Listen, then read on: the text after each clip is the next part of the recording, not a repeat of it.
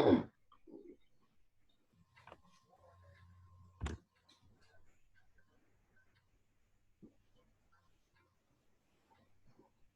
morning, grade 8. Yes, good morning. How are you, Aya and Malak and Tala? Fine, how are you? Fine, teacher. Yes, can you see my screen? Yes. Okay. Can you see the slide? Yes. So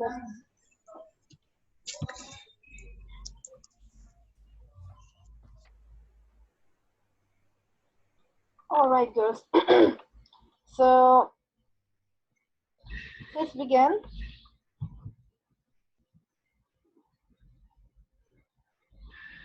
With our lesson, making verbs agree with collective nouns. Now, this lesson is about agreements, subject-verb agreements, as we have taken already, but it would be a bit different because here we are dealing with collective nouns.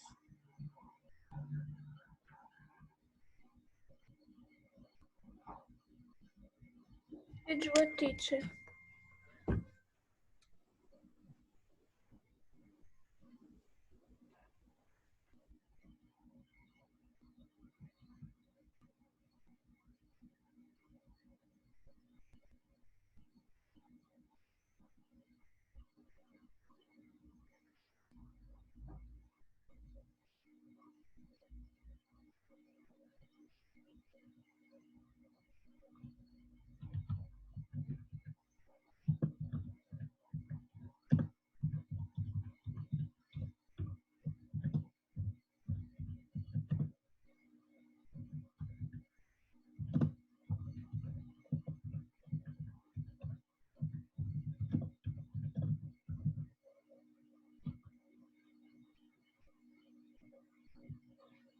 Okay, so we have making verbs agree with collective nouns. Now, collective nouns such as assembly or audience or class or club and committee. Now, these are name groups of people of things. You took collective noun in your kinds of noun in your chapter, which was only about nouns. So one of the kind of nouns that we studied was collective noun, which means a group of people that has more than one member. Okay, so collective noun is one name used for a group of people, for more than one person or place or thing or whatever. So collective nouns are challenging as subjects because they can take either singular or plural verbs. The number of the verb depends on the meaning of the collective noun in the sentence. Now, use a singular verb with a collective noun acting as a singular unit, and use a plural verb when the individual members of the group are acting individually. This is the main thing that we have to understand here, the main idea. And it is as simple as, when we have a collective noun, let's say a team or staff or class or audience, we need to see the whole context. Okay, because here what we are supposed to do, the objective of this lesson is to make correct subject verb agreements when we have collective nouns. So how do we deal with them? Now, collective nouns can be can be considered as singular, and therefore we will have a singular verb with it, or they can be considered as plural subject, so therefore we will have plural verbs with them, depending on the whole idea or the entire context. Okay, so what we need to see is, we will keep now we know that we are going to be addressing all collective nouns in all the exercises, but what we're supposed to do is, we will keep on hold our verbs. Okay, until we decide how the subject is working in a sentence. Like we have to read the latter part of the sentence, which is the sentence part that comes after the verb. So the part of the sentence that comes after the verb will make us will help us decide on which verb are we going to use. Are we going to use the singular one or the plural one, depending on how the subject is acting. Okay, is it acting as a single unit? If it is acting as a single unit, which means if the whole group is working on a single task, okay, and there is a single output, we will consider it as a single noun. For example, the committee votes on a new chair. Now all of the members of committee vote on the new chair. They have an identical task and there will be an identical outcome for every member. But in the second sentence, which you can see here as plural, the committee have split their votes on the issue. So it is like they have split. Obviously, not all the members would do it. Like not all the members have the same thing to do. Here, all the members voted, but here they split their vote. They divided. So whenever we have, and secondly, we have votes here. Okay, so on their votes. So there here is indicating that committee is working as individual. Members of committee are working as individual, which is indicated by this pronoun there. It is not its, which gives us a hint to how the subject is acting. Is it acting as singular, or is it as a unit, or is it acting individual as plural? Now, for example,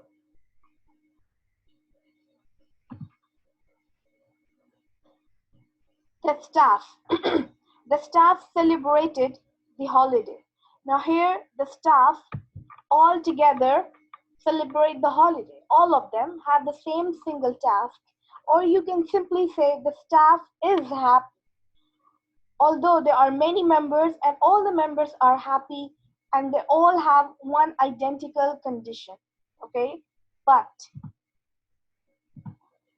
here the staff gave suggestions. The staff gave different suggestions to their boss. Okay, now here each member is working differently as each suggestion is different. Okay, each suggestion is different. So since each member of the staff gave his, his or her own suggestion to the boss, so we would consider it as plural. We will not consider it as one staff, as one unit, working as one unit. Okay, it means that the members individually are giving suggestions that would be different for each one.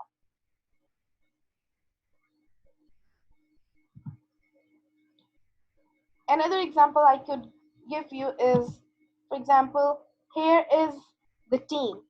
The team is ready for the game. Now, the team is ready as a whole, as a unit, all of them acting as one. Okay, all of them are ready. All of them are in one condition or have one task to do. But here, the team gave their speeches on the stage. Now, each member of the team went up to the stage and gave his own speech. So, since each member is working individually, therefore, the nature of the task is not identical, and we will consider it as plural.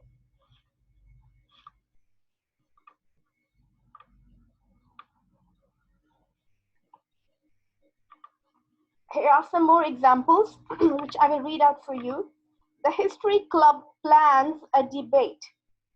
Now, all of the members of the club are planning on the same debate, on the same task. The history club were proud of their individual debating skills. Now, since there is the word skills and there and individual, all these words indicate that the club members are doing it individually or were proud individually of their own skills, okay, of their own individual skills. Each member was proud of his or her own individual skill. So that's why we consider it as plural. Next example is the class plants lettuce and cucumbers. All of the class, all of the members do the same thing, one identical task. But in the next one, as plural, it says the class have divided the lettuce and tomato seeds among the members. So since there is among and members, we know that each member has done it individually. All the members are doing a task individually. Number 4, the soccer team marches in the parade. Now, since they march as one unit, all of them have one thing to do as a group, as a unit, so we consider it singular. But in the next example, the soccer team have many different skills. Now, again, it goes back to the second example, it's similar to that one, that they have many different, since there is different and there's skills, so it indicates again that we are talking about one each member each member of the team.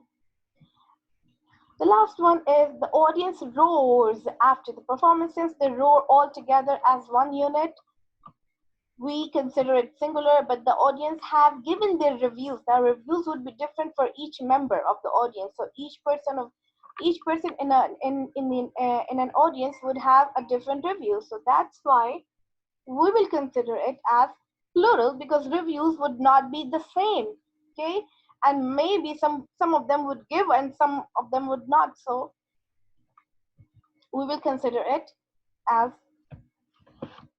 plural. Now here is page 517. There are two exercises, 23.1c and 23.1d. I want you to do at least two sentences of each exercise, and then I'll give you the answer key so you can tell me your answers.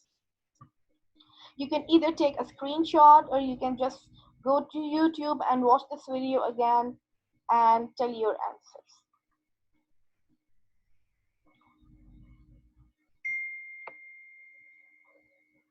Now here is the answer. This is the answer key for 23.1c and this is for 23.1d.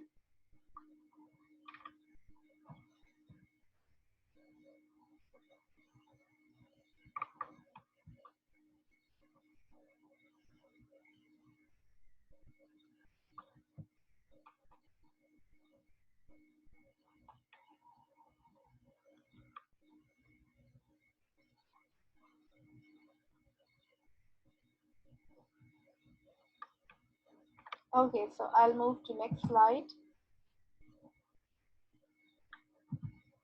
Now we have next page, which is about making verbs agree with compound subjects. Making verbs agree with compound subjects. Now we are done with collective nouns. Now we move on to the compound subjects. Compound subjects are subjects that are joined with and or nor. So you can't just say that subjects that are joined with and are only considered as compound. Compound are subjects that are joined by and or nor. But there are different rules that applies when it comes to subject verb agreement.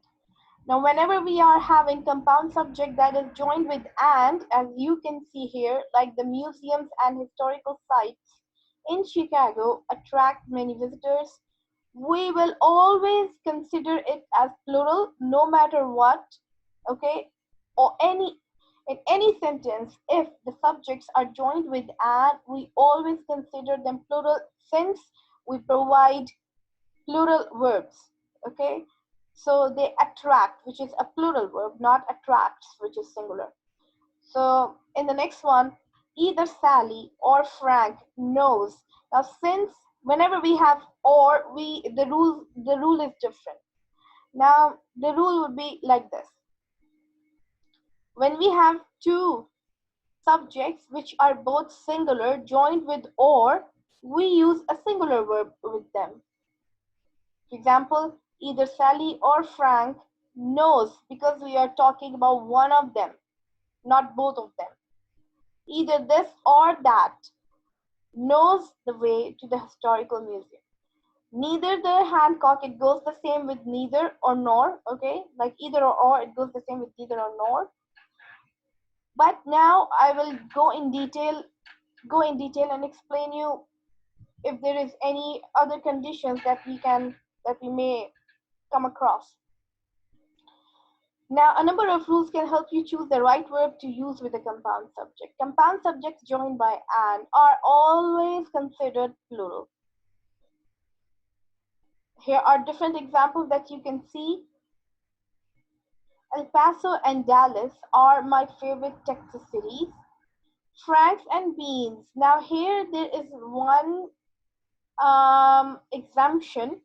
Now in this example, franks and beans, although they are joined with and, but will not be considered as two different subjects. So we would say it is like collective noun. Okay, it is like collective noun. So franks and bean is the name of one dish. Since it's the name of one dish, we will consider it as singular. Okay, like strawberries and cream considered as one dish, so we will consider it as singular subject, and therefore will provide singular verb here and singular verb here. Franks and beans is a popular meal when camping, or the strawberries and cream is on the table, because it's not strawberries and cream differently, like different things, different items. No, this is just one dish, strawberry and cream, and franks and beans, one dish. So that's why we consider it as single, because it refers to one dish, not franks and bean separately. Now, compound subject joined by or nor. When we have a compound subject that is joined by or nor, we have different rules. Now, if both of the subjects are singular, we would go with the singular verb. For example, a bicycle or a skateboard is a good way to get to the park. But in the next one, if we have plural, if both are plural, we will definitely use plural verb, like neither boys nor men like to wear a tie. It is not likes, it is plural verb like. It is plural because we have both the subjects in plural forms. Now there is a there is a possibility that you come across a sentence which has one singular and one plural noun. Okay, there is a different combination. For example, either the monuments or the Alamo is interesting to see. So in such cases, you will see which subject is closer to the verb. Since Alamo is closer to the verb, we will see, or we will just uh, go with this form. Like if it is singular form, we will use singular. If it is plural form, we will use plural verb. Since Alamo is single, we would use singular verb. And the next one, either Alamo or the monuments. Now they just switched the the place of subjects, but now since monuments is closer to the verb, so we would use an are instead of is. We will not use is, because monuments is plural. So girls, please remember, I'll repeat. In one, the first condition is when both the subjects are singular and joined with or, so we will definitely use the singular verb. If both the subjects are plural and joined with or nor, we will again go with plural because both of them are plural. But if there is a condition when there are two subjects and both are different forms, one is plural, one is singular, please look at their placing, look at which one is closer to the verb, and then decide which verb are you going to use depending on the form of subject or noun that is close to the verb. Now, agreement in inverted sentences. Now, there are sentences in which we see that the subject appear after the verb. For example, in questions. Now, do the cultural attractions in New York City sound exciting to you? Now, here the subject is coming after do, and in all of the questions, subjects always come after the verb. For example, are you ready? So here the subject is you. Sentences beginning in these kind of sentences, which are questions, you have to check first or figure out where the subject is, what the subject is, and then depending on that you choose the verb, whether plural or singular. Since attraction is plural and it is the subject, so we will use do, which is plural. We won't use does, which is singular. Now, another example with the prepositional phrases, along the river were throngs of spectators. If I just reorder this sentence, it would sound like this. Throngs of spectators were along the river. So my subject is throngs, and throngs is plural. That's why we will have a plural verb, which is were.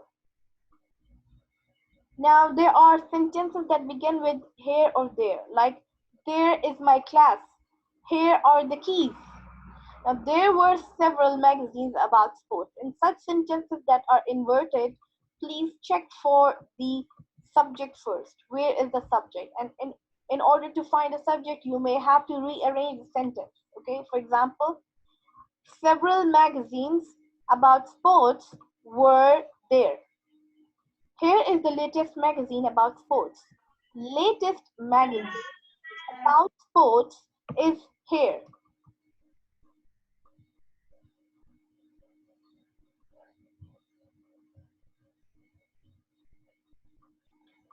So the contractions there is and here is both contain the singular verb is, there is, and here is. Do not use these contractions with plural subjects. Okay, so please be sure of the contractions. Like here is the papers for the class, this is incorrect. Here are the papers for the class would be correct. You have exercise or practice 23.1E and 23.1F on page 521.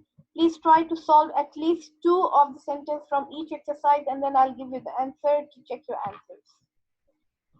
I'll repeat, you can either go to the YouTube video, or you can, because I'll upload it right after the meeting ends, or you can simply take a screenshot and check your answers later.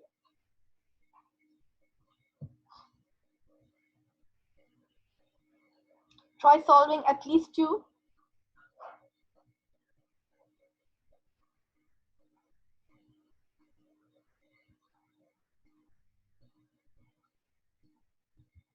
Now I'll give you the answers. Here are answers for page 521, exercise 23.1E and exercise 23.1F. You can simply take a picture of it, or you can just go back to the video later.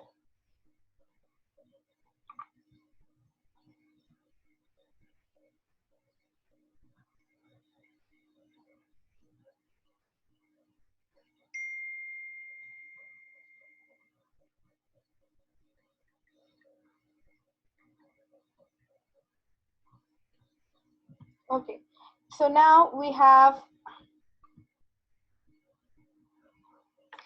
verb agreements with indefinite pronouns. How to deal or how to make agreements, correct agreements, when we are having indefinite pronouns. Now, here you'll have to remember and memorize few things, okay? Because you will have to memorize which pronouns are always plural, which of them are always singular, and which of them can be singular or plural depending on what comes after them. So when an indefinite pronoun is the subject of a sentence, the verb must agree in number with the pronoun. Obviously, the verb must agree with the subject, whether it's a noun or a pronoun. But how do we deal with indefinite? Since we know about the other pronouns, like he would be singular, they would be plural, we know about them. But what about indefinite? Because they do not have any antecedent. So singular pronouns like anybody, everyone, nothing, anyone, everything, one, anything, much, other, each, neither, somebody, either, nobody, someone, everybody, no one, and something. These are the indefinite pronouns that always act as singular. You always use singular verbs with them. For example, each of the football team mascots is at the game. Either of the cars in the lot is in good condition. Everyone in the back of the bus was singing. Each of the girls plays on the tennis. So all of these verbs are singular because all of the indefinite pronouns are in singular forms, which you can see here. You just have to remember them. Then we have some of the pronouns that are always plural, like both, like few, like many, like several, and others. They can never act as singular. Okay, because they always refer to more than one people, more than one person, place, thing, or idea, or whatever. Then we have singular or plural. I'll move on to next slide. Okay, indefinite pronouns that are always plural are both, many, several, and few. Both of my notebooks are. Many of the families are picnicking. Several have decided. Few are planning. Okay, so whether they come before a prepositional phrase or they come alone, like here, several is alone right before the verb, few is alone right before the verb, but here they are both um, coming with a prepositional phrase, like both of my notebooks, many of the families. So whatever the condition be, or whatever the size of the subject be, you will always consider them plural and you will always choose the plural verb. Indefinite pronouns that may be either singular or plural depending on how they are used in a sentence. Now, the number of the indefinite pronoun is the same as the number of its referent or the noun to which it refers. Here, these these pronouns, whenever they come in a sentence, please look at what is coming after them. You will have to look at the complete subject in order to decide whether this is singular or plural. Here are the examples. Singular. I can use some as singular or some as plural, depending on what is coming after it. Like if it is some of the cheese, then since cheese is singular, I will consider it singular. And here is some of the eggs, but since eggs is plural, I will consider it plural. So some of the cheese has spoiled, but some of the eggs have spoiled. Okay, so this is how we make agreements with indefinite pronouns that are neither singular or plural. In the next example, all of the money. Money is singular, so we will consider all as singular. All of the money we collected is missing. But all of the cards is plural, so all will be considered plural.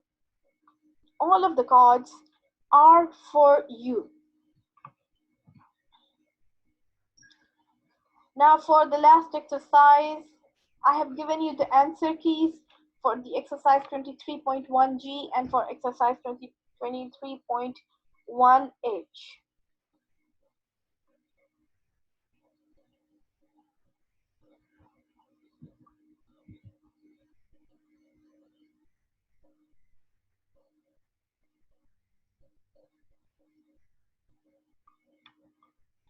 and we are running out of time, so I will end the meeting here, and we'll meet again tomorrow, inshallah.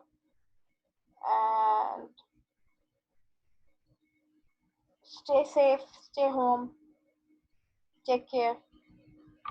Bye.